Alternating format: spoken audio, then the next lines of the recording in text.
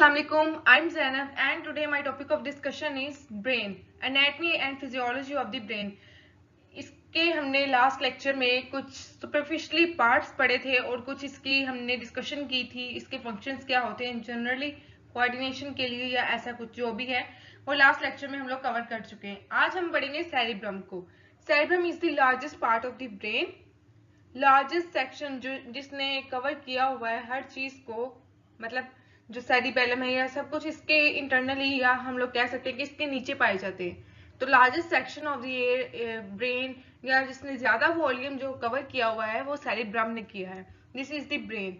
अगर इसकी बात की जाए तो इस upper portion of the brain में पाया जाता है और ये इसका मेन मकसद होता है जजमेंट, मेमोरी, प्रॉब्लम सॉल्विंग और लैंग्वेज और इमेजिनेशन को कंट्रोल करना, उसकी कोऑर्डिनेशन करना या उनको प्रोसेस करना थॉट्स को। अब अगर इसकी आउटर मोस्ट कवरिंग की बात की जाए, लेयर की बात की जाए, तो उसको सेरेब्रल कॉर्टेक्स कहते हैं जो कि ग्रे मैटर से बनी होती है और इसके इंटरनली व्हाइट मैटर होता है। आउटर मोस्ट लेयर अगर इसकी बात की जाए तो उधर हमारे पास होती है सेरेब्रल कॉर्टेक्स जो कि ग्रे मैटर से बनी होती है।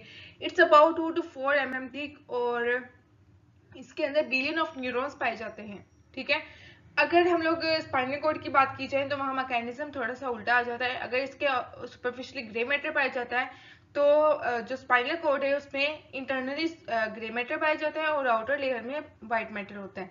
लेकिन सेरिब्रम में हम लोग कह सकते हैं कि सेरिब्रम में इंटरनली व्हाइट मैटर पाया जाता है और आउटसाइड जो है वो ग्रे मैटर पाया जाता है। अब ड्यूरिंग एम्ब्रियोनिक डेवलपमेंट क्या होता है कि जो ग्रे मैटर है वो इनलार्ज होता है, फास्टर उसकी ग्रोथ हो जाती है और डिफरेंट फोल्ड्स में या लोब्स में कन्वर्ट हो जाता है। अब ये फोल्ड्स गाइरी, सल्काई या फिर इसके जो पेराइटल टेम्पोरल लोब्स हैं या इसकी पार्टीशंस हैं, दो पोर्शंस हैं, सेरेब्रल हेमिस्फीयर्स हैं, तो इन सबको हम लोग फर्दर डिस्कशन करते हैं।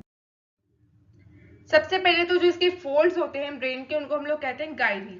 ठीक है, अब ये जो डीपेस्ट फोल्ड्स होते हैं उनको फिशर्स कहते हैं और जो शैलोअर जो ग्रूव्स होते हैं, लाइक हम लोग कह सकते हैं कि ऊपर से ही एक ग्रूव से नजर आ रहे हैं, उनको सल्काई कहते हैं। लेकिन अगर डीपेस्ट की बात की जाए तो वो फिशर्स होते हैं, जैसे कि सेरेब्रल हेमिस्फीयर्स को कन्वर्जन के लिए मतलब फिशर में तो उसको हम लोग कहेंगे फिशर है। लेकिन एक आउटर सी फोल्डिंग्स हैं तो उन फिशर्स को हम लोग सल्काई कहते हैं और जो फोल्डिंग्स हैं उनको हम लोग गाइरी और कन्वल्शंस कहते हैं। अब सेरेब्रल हेमिस्फीयर्स जो हैं, सेरेब्रल हेमिस्फीयर्स दोनों राइट और लेफ्ट जो है वो सेरेब्रम जो है वो लेफ्ट और राइट में कन्वर्ट होता है जिसको सेरेब्रल हेमिस्फीयर्स कहते हैं। ठीक है, और हर हेमिस्फीयर्स में 4 लोब्स पाए जाते हैं। अब सेरेब्रल हेमिस्फीयर्स जो है वो लॉन्गिट्यूडिनल फिशर के जरिए एक दूसरे से सेपरेट होते हैं। नेक्स्ट हम लोग फिगर में भी देखेंगे।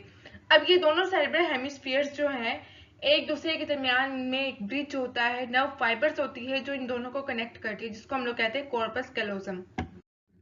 ये आप देख सकते हैं, दिस इज अ सल्काई जो कि आउटर से सुपरफिशियली से हम लोग कह सकते हैं कि फोल्डिंग सी है या फिश कह सकते हैं ग्रूव है। उसके बाद गाइरी और कन्वल्शंस क्या होती हैं, जो फोल्ड्स होते हैं उनको हम लोग गाइरी और सल्काई कहते हैं। अब एक लॉन्गिट्यूडिनल फिशर के जरिए सेरेब्रम को 2 सेरेब्रल हेमिस्फीयर्स में कन्वर्ट किया गया, लेफ्ट सेरेब्रल हेमिस्फीयर और राइट सेरेब्रल हेमिस्फीयर्स। अब इसके फर्दर लोब्स होते हैं, एक तो हमारे पास आ गया फ्रंटल लोब जो कि फ्रंट ही पाया जाता है और फ्रंटल बोन के नीचे होता है। उसके बाद आ जाता है उसको जो है उसके बाद आ जाता है पेराइटल लोब और उसके बाद आ जाता है ऑक्सीपिटल लोब। ये हम लोग नेक्स्ट वीक इसको कवर करेंगे। अब जो फ्रंटल लोब है वो सेंट्रल सर्कस के थ्रू, मतलब सेंट्रल सर्कस हम कह सकते हैं कि ब्रेन के सेंटर में एक सर्कस होता है जो फ्रंटल लोब को पेराइटल लोब से सेपरेट करता है। उसके बाद आ जाता है ऑक्सीपिटल लोब। अब आ जाते हैं मतलब ऑक्सीपिटल लोब हो गया, पेराइटल है, टेम्पोरल लोब्स भी हैं जो कि लेटरली पाए जाते हैं, इनको हम नेक्स्ट कवर करते हैं। सबसे पहले राइट जो हेमिस्फीयर है, ये माइंड में रखिए कि राइट हेमिस्फीयर जो है वो right side of the body को कंट्रोल नहीं करता बल्कि left side of the body को कंट्रोल करता है। लाइक हम लोग दाएं हाथ से पानी पी रहे हैं तो इसका मतलब हमारा जो बायां हिस्सा है या लेफ्ट हेमिस्फीयर है वो उसको कंट्रोल कर रहा है कि हम लोग दाएं हाथ से पानी पी रहे हैं।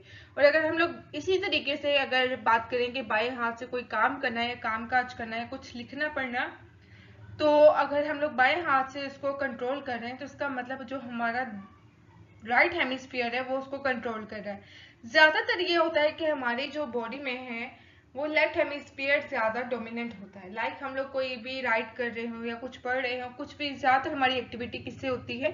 लेफ्ट हेमिस्फीयर से होती है, मतलब राइट हैंड हमारा ज्यादा वर्क करता है। अब इसके लोब्स देखते हैं। मैंने ऑलरेडी आपको बता दिया कि सल्काइस के जरिए एक दूसरे से सेपरेट होते हैं। सेंट्रल सर्कस के थ्रू हमारे पास फ्रंटल लोब जो है वो पैराइटल लोब से सेपरेट होता है। उसके बाद ये आ जाता है ऑक्सीपिटल लोब और लेटरली हमारे पास पाया जाता है टेम्पोरल लोब। ये इसके लोब्स है। अब लोब्स को फर्दर हम लोग डिस्कस कर लेते हैं one by one. Frontal lobe को हम लोग मोटर कॉर्टेक्स भी कहते हैं। मोटर कॉर्टेक्स मतलब कि कोई एक्टिविटी करना या कोई काम करने में हेल्प आउट करना। अब ये जो है फ्रंटल लोब, ये हमारे पास पैराइटल से सेपरेट होता है by means of the central sulcus, जो ऑलरेडी मैंने आपको बता दिया है।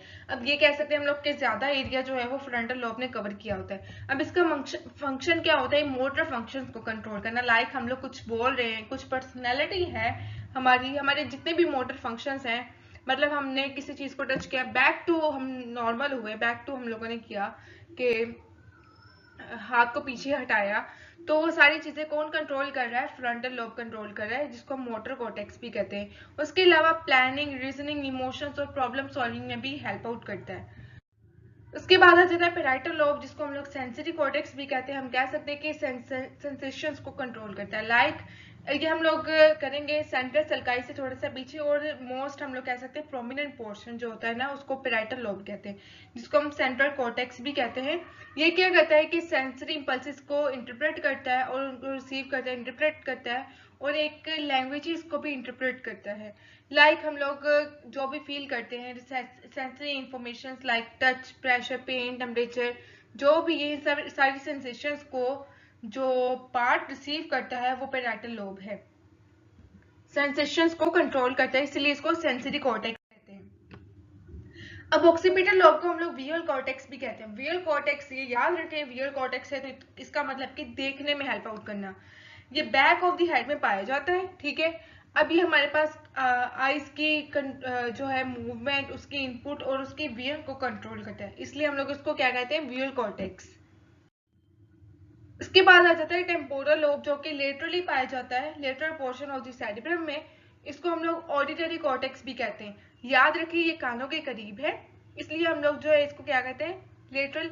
अब मैं इसको याद करने का कुछ तरीका बता देती हूँ। टेम्पोरल लोब जो है वो लेटरली पाया जा रहा है, इसका मतलब कानों के करीब है, तो इसलिए हम लोग इसको कहेंगे ऑडिटरी कॉर्टेक्स, और इसका काम क्या होगा? Hearing and smell.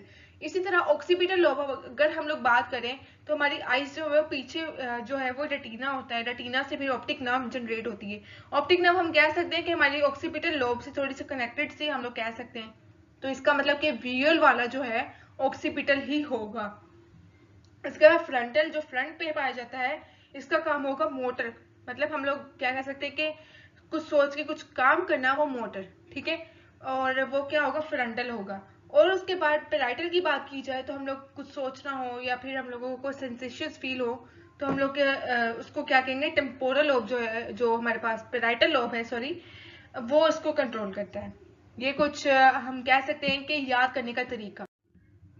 ये देखें, सबसे पहले आ जाता है फ्रंटल लोब। हम कोई भी एक्टिविटी कर रहे हैं, बॉल किक कर रहे हैं या कुछ भी कर रहे हैं, तो फ्रंटल लोब उसको कंट्रोल करता है। उसके अलावा जो ऑक्सीपिटल लोब है वो हमारी विजुअल, या हम टीवी देख रहे हैं, उसको कंट्रोल करता है। टेम्पोरल, कान, दीवारों के जैसे कान होते हैं, दीवार के साथ कान लगा के सुनना या दरवाजे के साथ कान लगा के सुनना, इसका मतलब कि हमारा टेम्पोरल लोब जो है वो उसके नियर हो गया और हमने सुन लिया।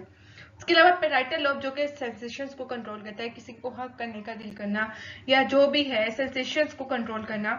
एक वार्म अप सेंसेशंस होती हैं, दूसरी इमोशनल जो है सेंसेशंस, उन सबको कंट्रोल करना।